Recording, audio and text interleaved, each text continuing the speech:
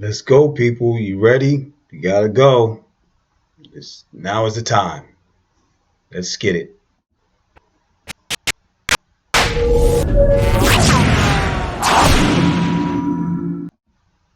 Hey, people. Assalamu alaikum rahmatullahi wa barakatuh. Peace and blessings to all. This is your friendly neighborhood Muslim Taalib Abdur Rahim Pew. Yes, here again.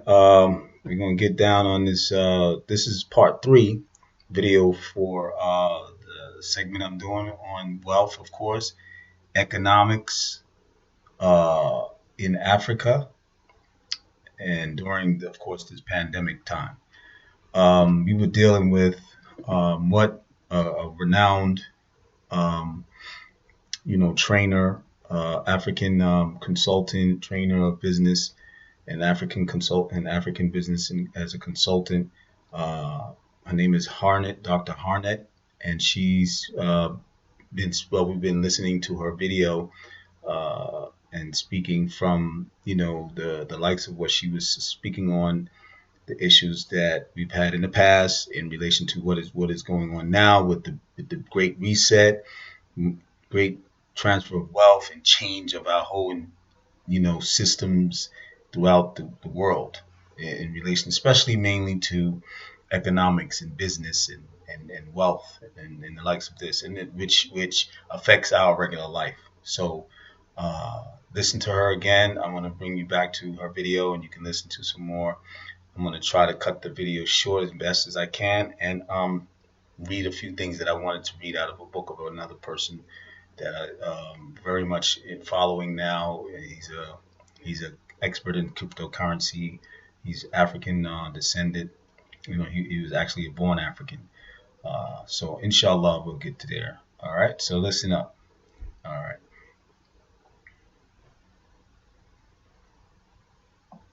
Should remind us what's happening, especially in the United States and in Europe.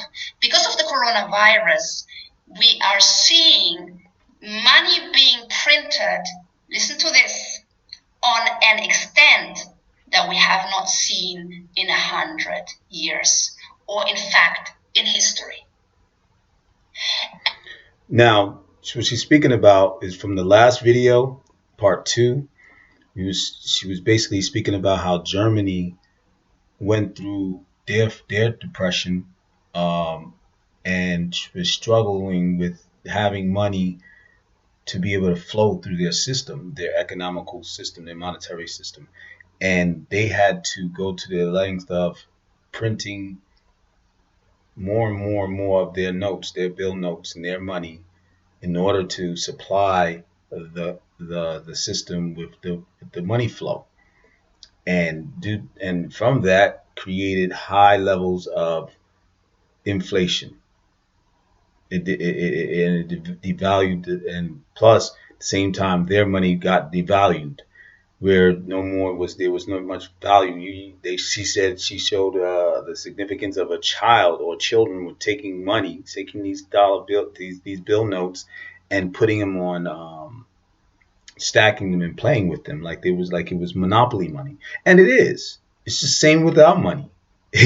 We're playing with monopoly money right now, in a sense, and on a serious level of what we need. But once that money becomes more clear of what it is truly, and that the government isn't saying, okay, I'm giving you this monopoly money, it's worth something, and they're saying behind you, or they know behind you in their mind that it isn't worth all of what we perceive it to be. They know it's not worth much, but we don't. So then, it puts it out and pretty much gives and this is just my opinion, of course, and to know, again, even what she mentions, that I'm not an expert, I'm not an economist, or any of these. I just follow behind the people what they say, and I use my opinions to add to it. You know what I'm saying, pretty much. In all my videos, you'll know that. I'm not nobody expert, and I don't expect you to take all what I'm saying as the truth of everything. Only Allah knows best to that. But I know from what I've studied, I know the research that I've done, and the findings as she's done, and I've listened to her as well as plenty of other people. And hey, you make your own decision. You know what I mean? So basically, let's listen some more. And because of that, unless there's some kind of magic pill, economists and financial experts across the board are expecting that this is what the Great Depression will look like from 2021 for years to come. Now look at the pictures the Africa Business Jumpstart. And we have to. Now she's showing pictures, and visually you won't be able to see, unless you watch the video, like I said, in the other video that you can watch the video, which is part one, the big global reset, and it's question mark and exclamation mark, how to avoid business failure in Africa in 2021, and on to the future of what to be. So um, she shows a picture of banks crumbling. She shows people in depression, the political system shutting down, like they closed the government closes down and stuff like that has happened before. Um, people out there protesting. Uh, I can't see the other pictures, but basically that's the point. And a whole lot of the different systems and infrastructures globally is going to fall, or fall even more than what we think right now. So let's listen up some more. Confess that some of the pictures actually do not look far-fetched. We have seen these pictures. In fact, these are the pictures of situations happening right now. What we see is shop and business closure on an enormous scale. I have watched a video on business and shop closure in central London, and I've been absolutely shocked. It looks like a dead central London. And because I've lived there for 13 years in London, I know exactly how London usually looks like. And the cameraman went through the shop windows, and these shops were empty. That means they were not being closed, for a short period of time, but permanently closed. And I'm talking about, higher end shops in the middle of London. Shops that had been around for 50 years. Some of them, they showed it. These were shops that have been around for decades, some of them. Now look at these lines. These are pictures from the United States. People queuing for unemployment support. These are pictures we're seeing right now. We're seeing mass migration already happening because some systems in South America, for example, are already collapsing under the renewed weight.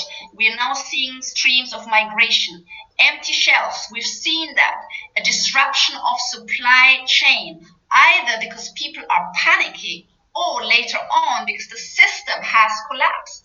We're seeing, or we're going to see, mass poverty. And to see what she's saying, she's going into, she's dealing with what is going on and what's coming. You understand what I'm saying? Again, are you ready? So she's dealing with that and letting the people know in that room, but let alone the YouTube video. Of course, it goes global and anybody can see it. So letting us know, because it's public, that we're going through this stuff right now, and it's coming, more to come. You know what I mean? Everything she's mentioned, shutdowns of businesses, big business, not even the small business, but big business, let alone small businesses. And only small businesses that are really surviving is the businesses that have more essential, and adding to what she's saying, essential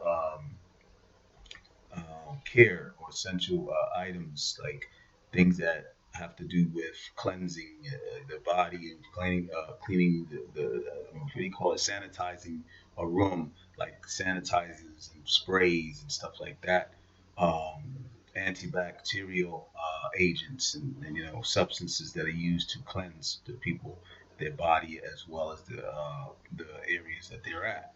Um, mask, mask, and now the height of natural foods and vitamins have the sales have increased, and the industry is just steadily going up.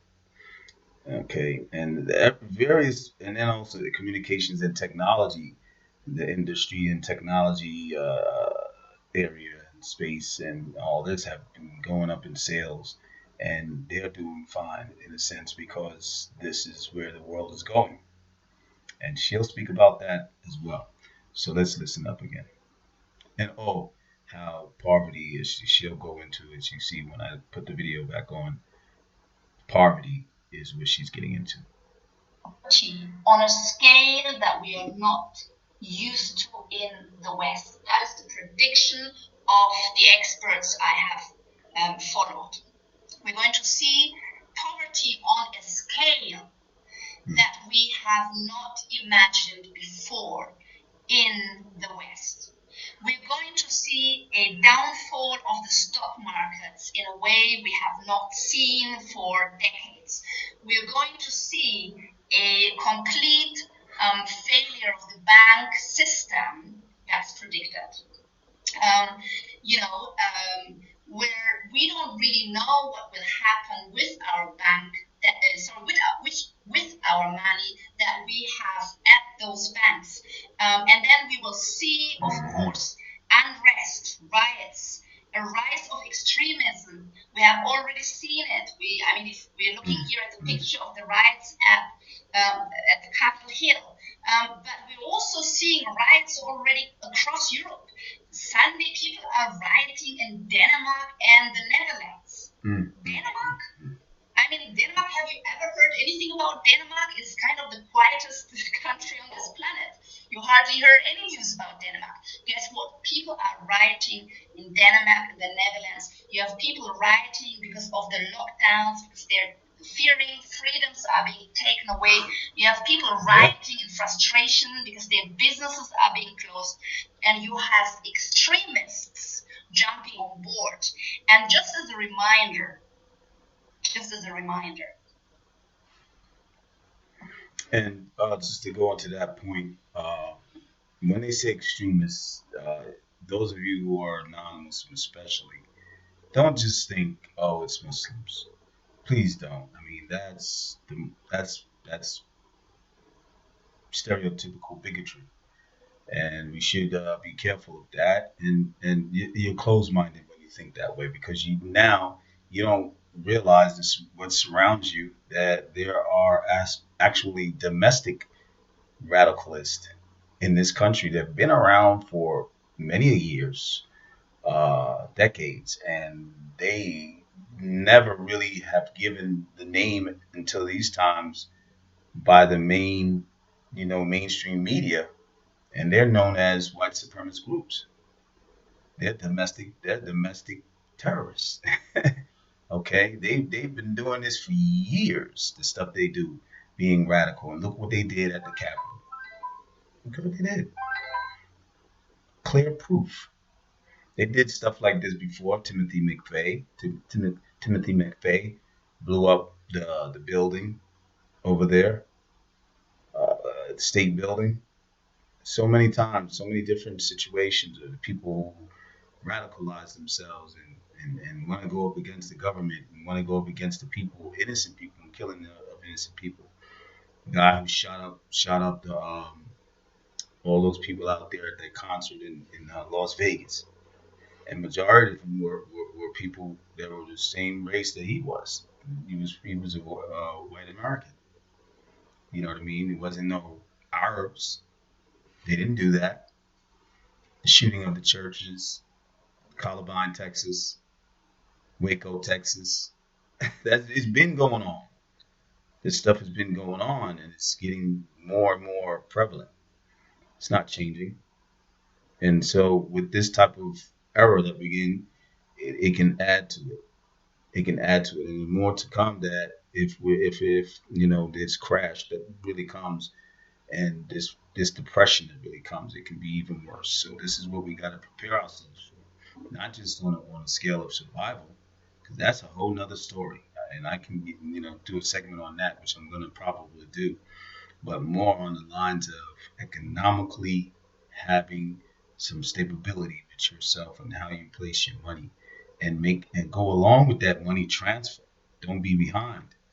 Don't be on the sidelines watching it happen in your life because you're just seeing big people and big business and other people doing it, but you're not doing it because you're skeptical, because you don't know, because you're afraid of change. You're not used to that. You're like, oh, I'm just used to my bank account, and I can go to with my ATM, which became something later on because it wasn't always like that neither. You had to go straight into the bank and go to a teller to get your money.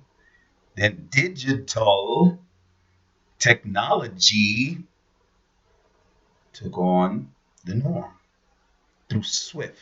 Look it up. Look it up. The technology back then was called Swift. That's the main people for the American, and even I think it's global as far as the technology that runs the digital functions for banking. Check it out. Do your research. So basically, we're here and we're going forward. And the only way you can go forward is if you know how to go forward. Other than that, you're going to be left behind. So you better get ready. Listen up some more. The success of Hitler was based on the Great Depression and what was happening in Germany. So the rise of extremism is also something that can be on the horizon, and then some people are talking about a collapse of the system and therefore, for example, blackouts in the United States. So there will be, I don't know, minutes, hours, or days without electricity. So that is the scenario. And again, for those of you logging in later, this is the global scenario. I have not followed conspiracy. Oh, again, when she mentioned about, and she was just leaving off from speaking about Hitler, and look at that figure. And many of us know where did he come from? What was his ideology? What was his way? It was fascism or socialism, if you want to call it in a sense, of fascist socialism. But pretty much, uh, she's basically was saying after she said extremism, along with that nations, not just regular people, like I mentioned, groups within the country, but the actual in the high up areas in the high offices, mentalities and ideologies coming about with extremist mentalities like socialist mentalities and ideologies and underground communism, that type of stuff. People using then also like mixture. Matter of fact, it's like a mixture of different types of political structures or political ideologies. You have communism mixed with democracy, mixed with socialism, mixed with anarchism, and anarchism is the living the lives of the people, the social lives of the people, almost literally to being able to do things that we would never have done back in many years back, where there was more values of a people to not do the vices that are going on today that are free going, and actually even protected by law. That it was taboo. These in back in the days, it was something that nobody would ever do. It was abominable, or you know, in Islam we call it haram. And then now you got even Muslims that are promoting or backing some of these things that these people call normal now. And I'm not going to really get into it verbally because I'm not trying to be banned on this uh, you know this social media network, but people know what I mean. You know what I mean. And basically, that's what we're dealing with. And like I said, like she said, extremism. So let's get back. Theorists, I have followed leading financial experts and economists. So you may ask, what has it to do with Africa? Or you probably know. Well, first of all, it has something to do with those of us who are based in the United States and Europe. And because I am featuring to the African diaspora, I know that most of you, my followers, are actually based in those economies. So that is why I said it is so important that we are all aware of it. But second, if the United States and Europe will go down economically, it will impact on the entire world, including Africa. Correct. And that is what I said. We have to absolutely understand the situation better that's unfolding. There is no use in discussing business models or investment opportunities in Africa and how I want to start a business if we are not aware of the wider economics and global shift that's actually happening in front of us. Now, two narratives exist. One is doomsday, all right? So that is economists, financial experts, and also people who just, did research like myself, and maybe they're putting content together, who are really saying, prepare for the worst. There are a lot of people out there. Okay, preparing for the worst. What does they say? And it says here, Great Reset and a Doomsday.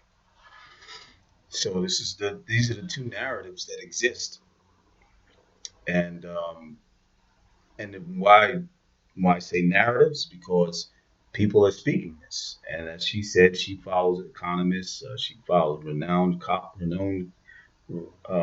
economists, business people, uh, financial analysts, all in all, and they're not part of the conspiracy uh, theorist, groups or circle of people.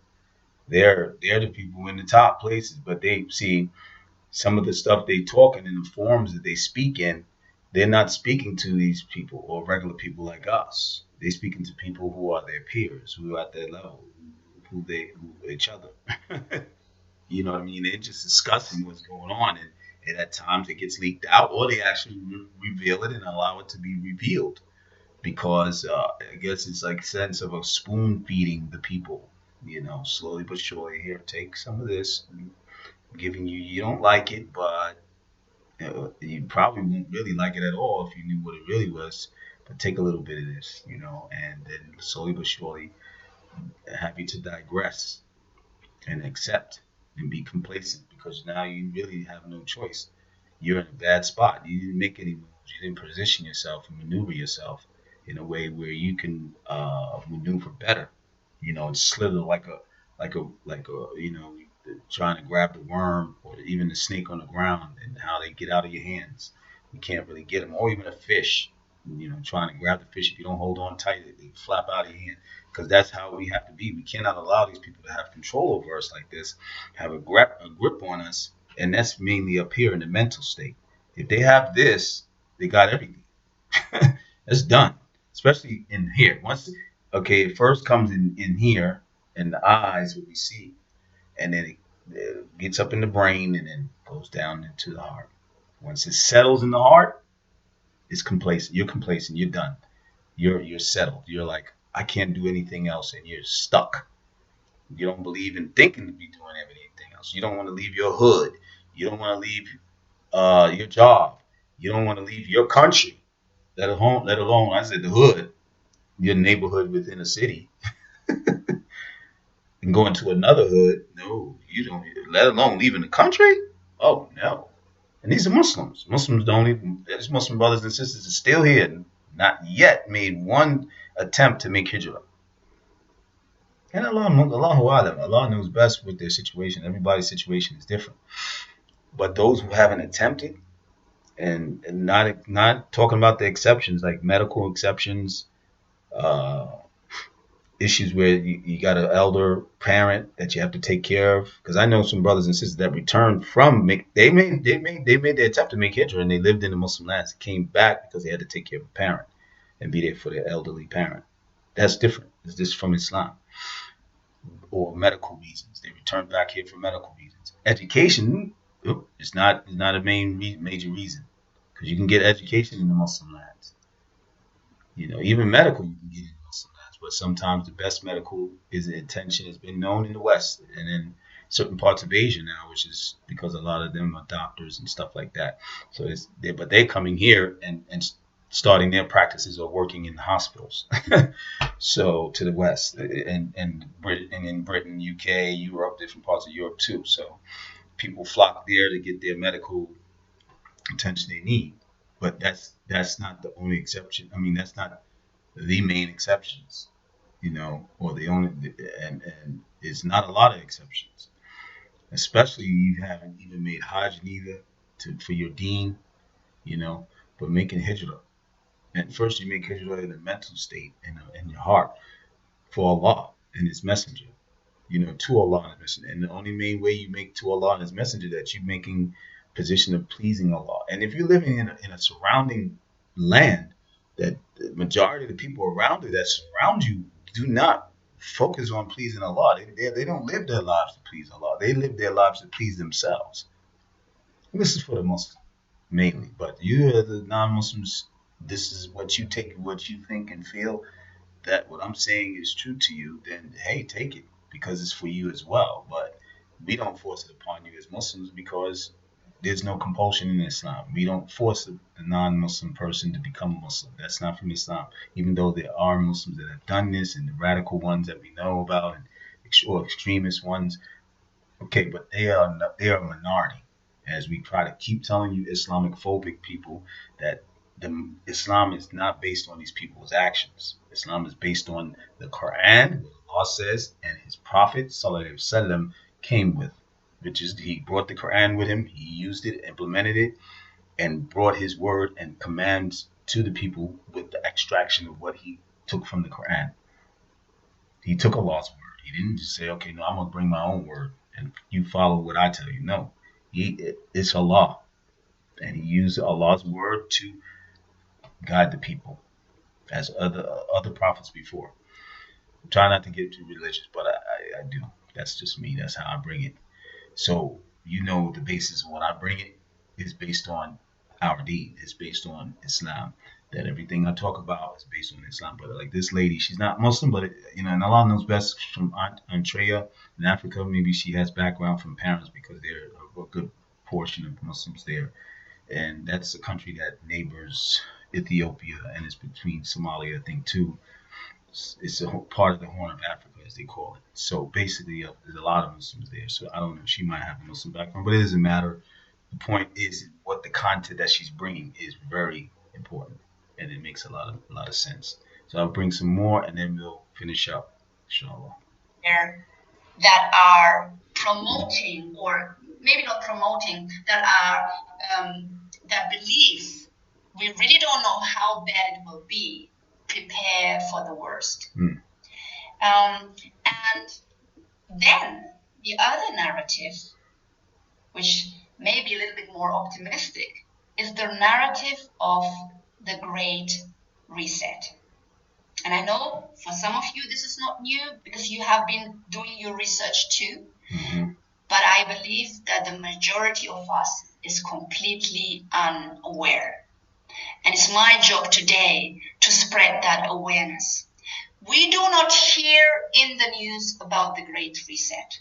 All we hear about is coronavirus. Now let's look into what the Great Reset means. And I want you to take a note of it. Okay, check that out. You understand what I'm saying? Like she was speaking about Doomsday, and like I spoke about, and I mentioned that people are not ready and people need to be ready. But she's speaking about the Great Reset, and this part goes into some of the good meat of what she's speaking about. So I may end up with some more videos following this third one. This is the part 3. Okay, but this is a very like juicy subject matter, juicy, and it's very like beneficial to know because like she said, like she's saying here, majority of us people in this country, let alone throughout the rest of the world, are not aware. They don't put it on the news. The Great Reset. They don't put that. You'll find that from people who are pretty much not trying to go along with the system per se and follow the norms of the mainstream media and speaking about what's really going on besides just the COVID virus that has affected the world. Okay, so let's go on. This, including you, dear ABBA family, our Africa Business Academy members, because the Great Reset will become a topic for us in ABBA and how we prepare our businesses and investments and ourselves in that context. Everything else would not make sense. We would be kidding ourselves. So, the Great Reset, dear Africa Business Jumpstarters, is actually existing. It is a term that comes from the World Economic Forum. I'm sure most of you are really familiar for the World Economic Forum. The World Economic Forum is, if you want to call it that way, a platform, a think tank. Someone called it a think tank on steroids. I like that. Of global business leaders and world leaders, so leaders in politics. Now you hear that? That's the real juicy part right there. The economical, the world economic. Let's get that straight. Let's get that right. The World Economical. I gotta be a little bit quiet because it's very early in the morning. Forum. Those people, as she said, you heard her, business, high level business people. Okay, world, global business people. Not just country for the particular country, they do global business throughout the world, along with leaders, politicians of the country coming together on a platform, and they call it something on steroids. She was saying, but you heard what she said, and they coming together, or they come together, and they have came together to discuss these issues.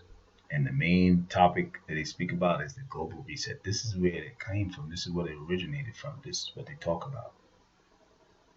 A global reset. What is that? Let's listen. And the idea of the global reset, the Great Reset, is an idea that comes from the World Economic Forum. And it is an idea that they're already preparing for. Okay. And it's a shame that most of us do not know, and that the masses will find out when it's all over in the news, and when it's already too late for most people to prepare. Because once it's in the news, or more people will find out about it, guess what? Panic will set in. I hope you heard that. Well, it's 33, well, actually now 34 minutes into the video.